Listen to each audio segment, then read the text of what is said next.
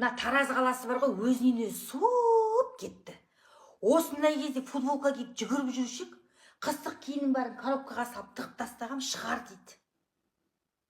Шығармай отырмын, үндемеймін. Жылайды ғой, күн ертең жылайды. Жылайды дегенге 2 апта болды, шығар дейді.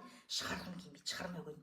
Бәрі бүрсеңдеп жүр. Мына нәскиді айтамын да, мына бір бар қаяққа кетеді, бұған ұры келе ма, қайда кетеді? Бәрін бір сорт қылып алу керек екен. Сонда рахат, анау жоқ болса, ананы парлай бересің, ананы парлай бересің. Неге азанда осы жерде нәски іздейміз ғой. Арсалаңдап, ар жүгірем, бер жүгірем, ар жүгірем, бер жүгірем. Жоқ.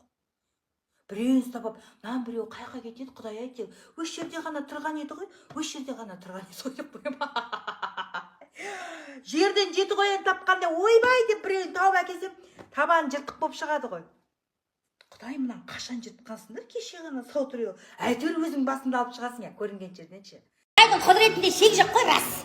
Қатынға беріп қойған айтымды барлығын. Туды да, жұмысты да, тамақты да, көде сөді.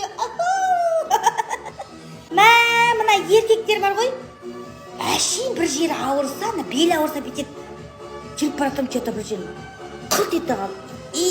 Бұрылған кезінде бұрт етті қалып. Әңгімесің кәдімгідей. Бұртылдап қылтылдап отыр, тұрған сайын, жүрген сайын. Деп қойсың.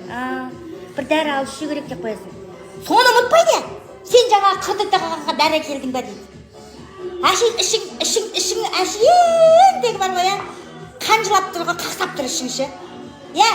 Соның бәріне дәрі алып жібересің ба деп айқайлап бергім келеді ғой. Үндемей ертең әкелейін, ұмытпайды. Ал енді дос жарандар шақырып жатыр, мына жерде бір той болып жатыр, бір отырысты өңшек қатындар жасап жатыр десе, ойбой, шырт бір ауру да жоқ, сырқау да жоқ, киініп алып деп шығады ғой. Ол кезде ауырмайды оларшы.